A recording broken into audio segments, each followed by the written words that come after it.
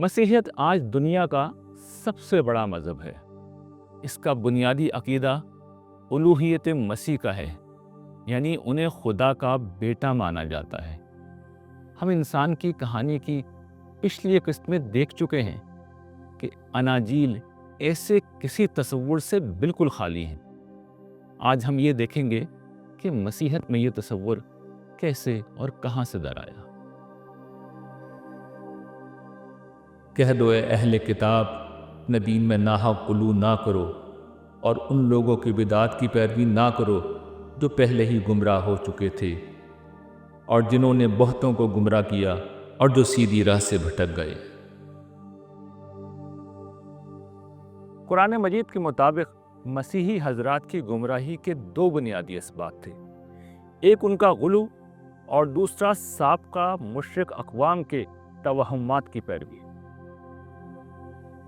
مسیحی حضرات کا حضرت عیسیٰ کی ذات سے غلو ان کے انتہائی غیر معمولی معجزات کی بنا پر پیدا ہوا۔ حضرت عیسیٰ کو یہ معجزات دو وجوہات کی بنا پر دیے گئے تھے۔ ایک یہ کہ وہ بنی اسرائیل پر فیصلہ کن اتمام حجت کے لیے آئے تھے، چنانچہ لازمی تھا کہ ان کے متعلق کسی کو یہ شک نہ رہے کہ وہ اللہ کی طرف سے بھیجے گئے ہیں۔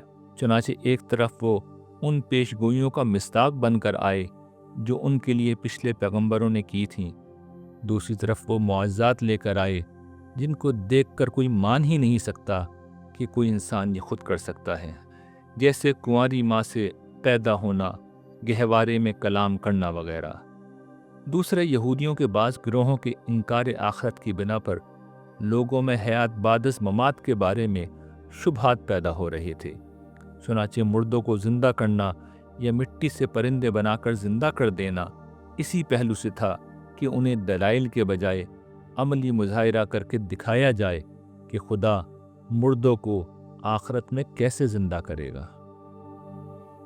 اس طرح کے معجزات سے حضرت عیسیٰ کی رسالت کی سچائی اور قیامت کا یقین تو ضرور پیدا ہونا چاہیے، مگر انہیں خدا سمجھنے کا کوئی سوال اس لیے پیدا نہیں ہوتا کہ یہ سب کچھ اللہ کے اذن سے ہوا تھا، ان کی ذاتی قدرت کا اس میں کوئی عمل دخل نہ تھا۔ جہاں تک سابقہ مشرک اقوام کے توہمات کی پیروی کا تعلق ہے تو یونانی دیومالا اور رومی مذہبی تصورات کے مطالعے سے یہ محسوس ہوتا ہے کہ حضرت عیسیٰ علیہ السلام کی الوہیت کا تصور مسیحیت میں وہیں سے آیا ہے۔ دنیا کی تاریخ کا سب سے بڑا دیومالائی ہیرو وہ ہے جسے یونان میں ہیراکلس اور روم میں ہرکلیس کے نام سے یاد کیا جاتا تھا، اور آج بھی وہ اسی نام سے جانا جاتا ہے۔ اس کا باپ زیوس تھا جو یونانی دیومالا میں سب سے بڑا اور سب کا رکھوالا آسمانی خدا تھا۔ رومی سلطنت میں اس زیوس نامی آسمانی دیوتا کا نام جوپیٹر تھا، تاہم یہاں بھی وہ ہرکلیس کی داستان میں اس کا باپ تھا، جبکہ ہرکلیس کی ماں ایک شہزادی الکمینی تھی۔ یونانی دیومالا اور رومی مشرکانہ مذہب کا یہ سب سے زیادہ مشہور اور مقبول ہیرو بیک وقت خدا بھی تھا اور انسان بھی۔ اس نے بڑی مشکلات جھیلیں، بہادری کی عظیم داستانیں رقم کیں، مگر آخر کار ایک دھوکے کے ذریعے سے اسے زندہ جلا دیا گیا۔ بعد ازاں اس کا انسانی جسم خاکستر ہو گیا، مگر خدائی روح آسمان پر چلی گئی جہاں وہ خود بھی خدا بن گیا۔ اب اس کہانی میں ہرکلیس جیسے عظیم ہیرو کی جگہ حضرت عیسیٰ کو رکھ دیجئے، یونان کے زیوس یا روم کے جوپیٹر کی جگہ اللہ تعالیٰ کو رکھ دیجئے، اور الکمینی کی جگہ حضرت مریم کو رکھ دیجئے۔ ہرکلیس کی بہادری اور پھر دھوکے سے زندہ جلا کر مارنے کے بجائے حضرت عیسیٰ کی ایک حواری کی غداری کے بعد گرفتاری اور پھر زندہ مصلوب کیے جانے کو رکھ دیجئے۔ ہرکلیس کے انسانی جسم کے مرنے کے بعد خدائی جس کے آسمان پر چلے جانے کی جگہ سولی پر موت کے بعد حضرت عیسیٰ کے دوبارہ زندہ ہو کر آسمان پر چلے جانے کو رکھ دیں۔ اب آپ یونانی ہو یا رومی، آپ کو مسیحیت قبول کرنے میں کوئی اجنبیت محسوس نہیں ہوگی، جبکہ شریعت کی پابندیوں سے بھی آپ کو آزاد کر دیا گیا ہے۔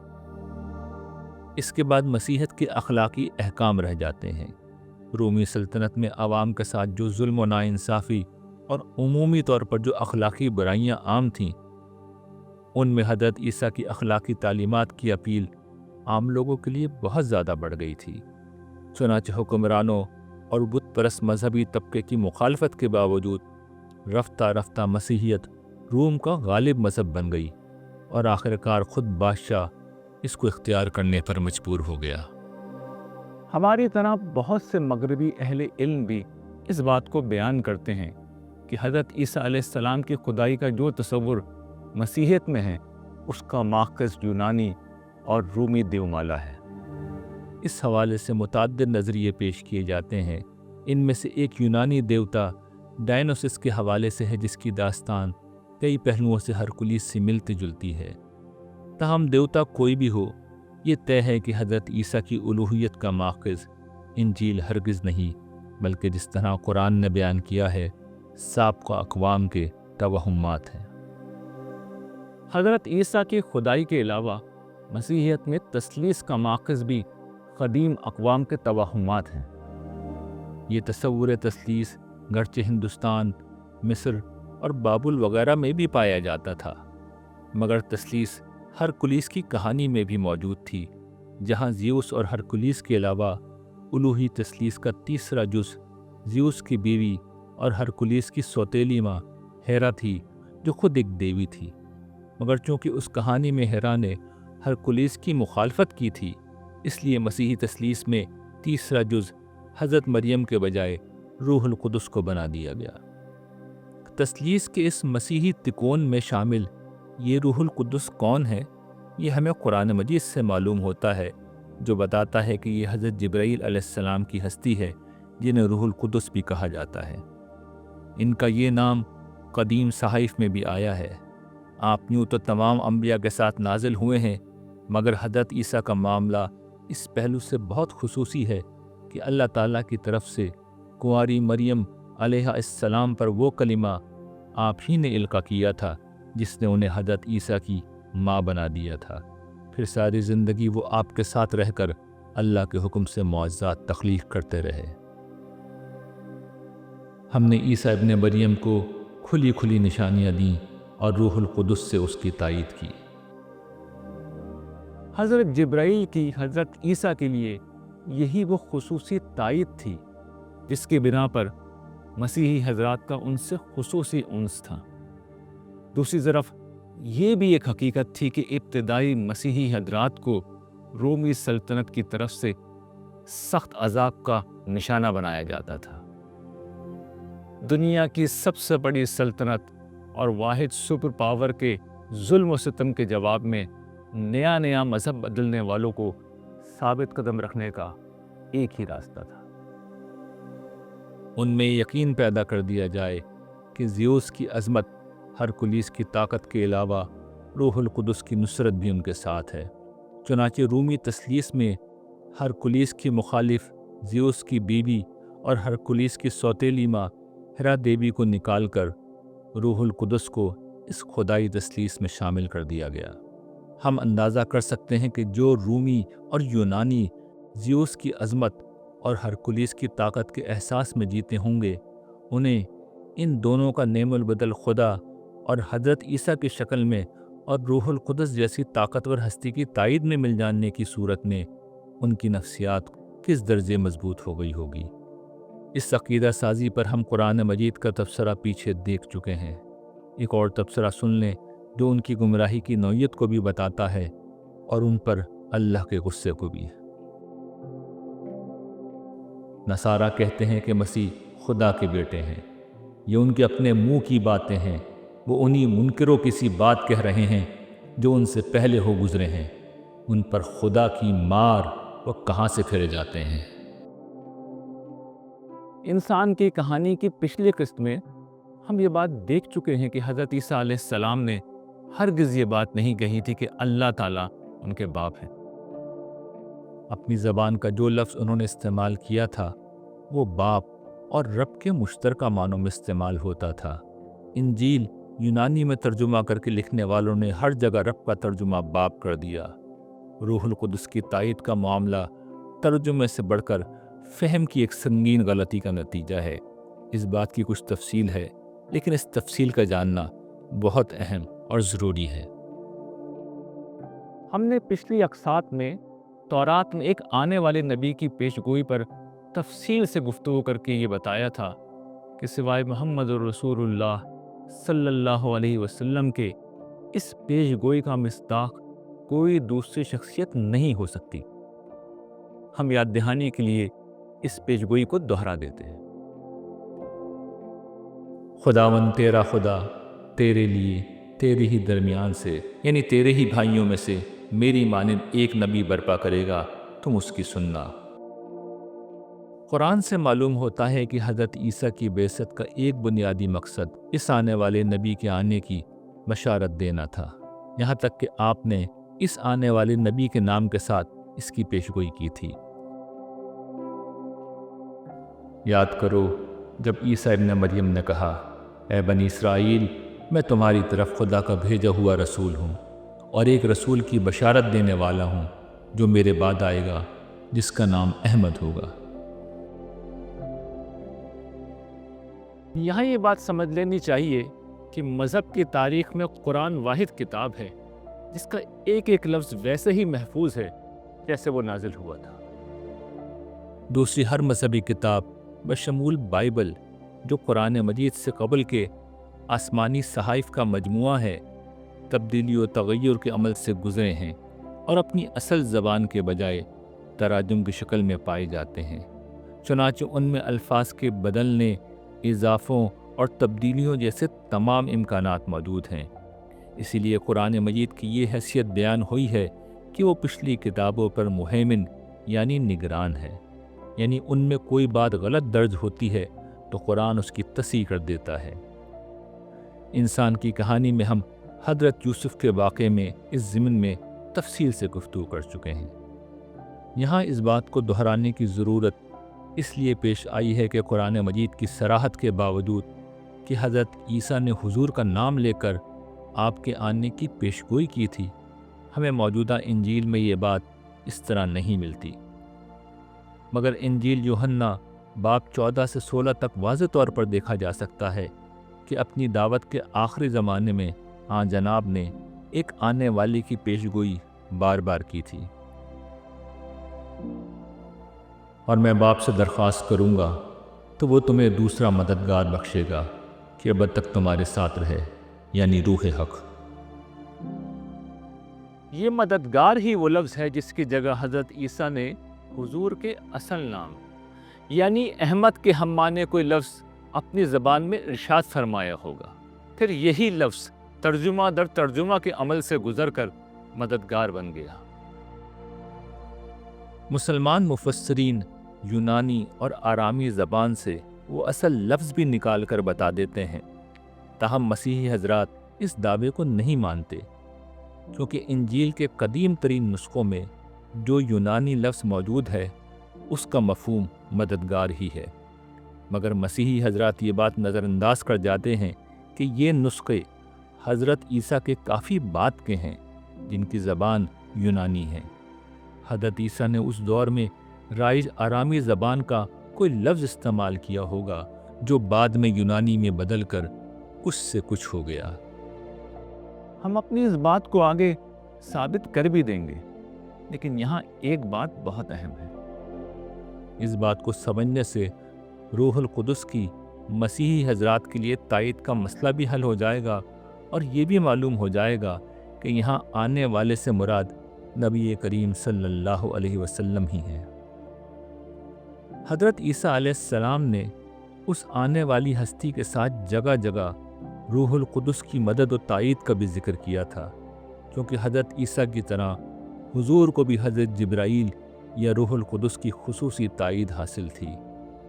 انجیل کی ابتدائی مرتبین نے مددگار یا حضور کے لیے جو بھی لفظ حضرت عیسیٰ نے استعمال کیا تھا اور روح القدس کے لفظ کو دو الگ الگ شخصیات سمجھنے کے بجائے انہیں ایک ہی شخص بنا دیا، اور آنے والے نبی کے لیے روح القدس کی تائید کو اس معنی میں لے لیا کہ روح القدس کی یہ تائید مسیحی حضرات کو حاصل ہوگی۔ انجیل یوحنا میں اس مقام پر اس مددگار کی جو صفات بیان ہوئی ہیں ان سے واضح ہو جاتا ہے کہ یہ لوگوں کی طرف مبعوث ہونے والے ایک نبی کی صفات ہیں، نہ کہ روح القدس کی۔ لیکن مددگار یعنی روح القدس جسے باپ میرے نام سے بھیجے گا، وہی تمہیں سب باتیں سکھائے گا اور جو کچھ میں نے تم سے کہا ہے وہ سب تمہیں یاد دلائے گا۔ حضرت عیسیٰ اللہ کے دین کو دینے اور سکھانے آئے تھے۔ آنے والی ہستی کا بھی یہی کام بیان ہوا ہے۔ لوگوں کو اللہ کا دین سکھانا نبیوں کا کام ہوتا ہے، نہ کہ روح القدس کا۔ حضرت عیسیٰ کے زمانے میں بھی خود انہوں نے لوگوں کو تعلیم دی تھی، نہ کہ روح القدس نے۔ وہ تو بس ان کی تائید کے لیے کھڑے تھے۔ لیکن جب وہ یعنی روح حق آئے گا تو تم کو تمام سچائی کی راہ دکھائے گا، اس لیے کہ وہ اپنی طرف سے نہ کہے گا، لیکن جو کچھ سنے گا وہی کہے گا اور تمہیں آئندہ کی خبریں دے گا۔ سچائی کی راہ دکھانا، اپنی طرف سے کچھ کہنے کے بجائے وہی کی بنیاد پر لوگوں کو تعلیم دینا اور آئندہ کی خبریں دینا، یہ سب نبیوں کے کام ہیں، نہ کہ روح القدس کے۔ کچھ اوصاف تو ایسے بیان ہوئے ہیں جو سوائے نبی آخر زماں کے کسی اور کے ہو ہی نہیں سکتے۔ لیکن جب وہ مددگار آئے گا جس کو میں تمہارے پاس باپ کی طرف سے بھیجوں گا، یعنی روح حق جو باپ سے صادر ہوتا ہے، تو وہ میری گواہی دے گا۔ حضرت عیسیٰ کے معاملے میں دو فریق تھے، ایک یہود جو ان کے منکر تھے اور دوسرے خود حضرت عیسیٰ۔ حضور نبی کریم صلی اللہ علیہ وسلم نے آ کر حضرت عیسیٰ کے حق میں گواہی دی اور یہ بتایا کہ وہ اللہ کی طرف سے بھیجے گئے مسیح اور سچے پیغمبر تھے۔ روح القدس نے تو آج کے دن تک حضرت عیسیٰ کے حق میں کہیں کوئی گواہی نہیں دی۔ ہاں، وہ اس وحی کو نبی صلی اللہ علیہ وسلم پر ضرور لائے تھے جس میں آپ نے یہ گواہی دی تھی۔ اس کے بعد میں تم سے بہت سی باتیں نہ کروں گا، کیونکہ دنیا کا سردار آتا ہے اور مجھ میں اس کا کچھ نہیں۔ دنیا کا سردار آتا ہے اور مجھ میں اس کا کچھ نہیں، یہ حضور کو ملنے والے اس غلبے کی طرف اشارہ ہے جو اسی دنیا میں آپ کو حاصل ہوا۔ اس پہلو سے ظاہر ہے کہ حضرت عیسیٰ میں حضور جیسا کچھ نہیں، کیونکہ آپ اپنے سامنے نہ اپنی قوم پر عذاب کو دیکھ سکے نہ اپنا غلبہ۔ اسی طرح آپ کی امت آپ کے بعد بھی 1000 برس سے زیادہ عرصے تک دنیا پر غالب رہی۔ اس حیثیت نے بھی آپ صلی اللہ علیہ وسلم دنیا کے سردار ٹھہرے کہ جن کو دنیا پر غلبہ تھا وہ آپ کو اپنا سردار سمجھتے تھے۔ اس آیت کی سب سے اہم بات یہ ہے کہ یہاں روح القدس کا لفظ موجود ہے، نہ اسے یہاں لانے کی کوئی گنجائش ہے۔ کیونکہ مسیحی تصورات کے مطابق بھی روح القدس دنیا کے سردار نہیں ہے۔ اسی طرح اس آیت میں حضرت عیسیٰ نے یہ بھی واضح کر دیا ہے کہ دنیا کا یہ سردار حضرت عیسیٰ سے جدا ایک ہستی ہے جس کا کوئی وصف ان میں نہیں۔ مسیحی حضرات نے اس مقام پر ترجمے سے بڑھ کر فہم کی بدترین غلطی کی ہے۔ ایک طرف نبی صلی اللہ علیہ وسلم کے نام کے لیے جو لفظ استعمال کیا گیا تھا اس کو بدل دیا گیا، اور دوسری طرف آنے والے نبی کی اس عظیم پیش گوئی اور خوشخبری کا مصداق روح القدس کو بنا دیا۔ انہوں نے اس پیش گوئی کا مطلب یہ سمجھا کہ حضرت عیسیٰ کے بعد روح القدس اپنی قوت و سمیت ان کے ساتھ رہے گا۔ یوں اللہ تعالیٰ اور حضرت عیسیٰ کے ساتھ تثلیث کا وہ تیسرا جز وجود میں آ گیا جسے رومی تثلیث میں زیوس اور ہرکلیس کے ساتھ دیوی ہیرا کی جگہ لینی تھی۔ دیوی ہیرا ہرکلیس کی ایک مخالف تھی اور روح القدس حضرت عیسیٰ کی تائید میں کھڑے تھے۔ عقیدہ تثلیث کو ماننے کے بعد یہ تائید مسیحی حضرات کو بھی مل گئی۔ یہ ایک اچھی دیومالا ہو سکتی ہے، مگر اس کا انجیل سے دور دور تک کوئی تعلق نہیں۔ یہ واضح رہے کہ یہ سارے متبعین مسیح کا معاملہ ہرگز نہیں تھا۔ خالص توحید کے علم بردار ظہور اسلام تک موجود رہے، جو سمجھتے تھے کہ حضرت عیسیٰ کی پیشگوئی کے مطابق آنے والا نبی جب روح القدس کی تائید کے ساتھ آئے گا تو یہ رومی حکومت خود ہی مغلوب ہو جائے گی۔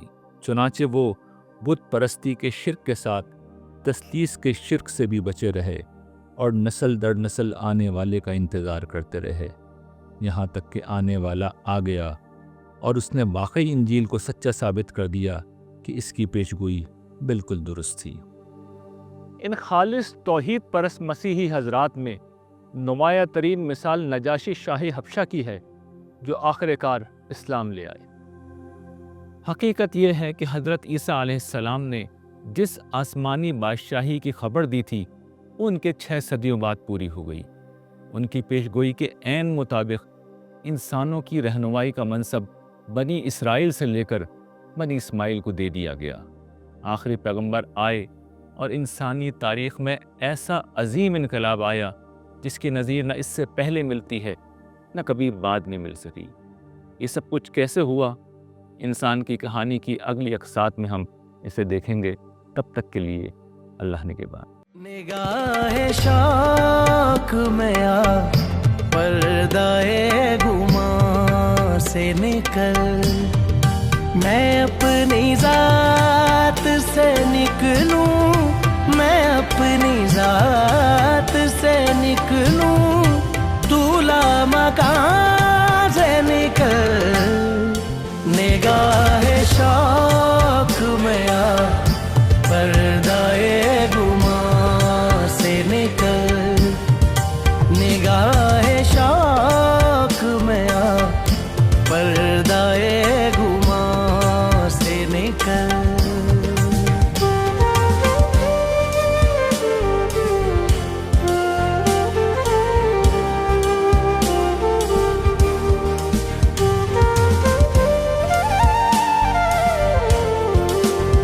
جانتا ہے میری پستیوں کو پھر بھی کبھی، تو جانتا ہے میری پستیوں کو پھر بھی کبھی، میری زمین پہ اتر، اپنے آسمان سے نکل، میری زمین پہ اتر، اپنے آسمان سے نکل۔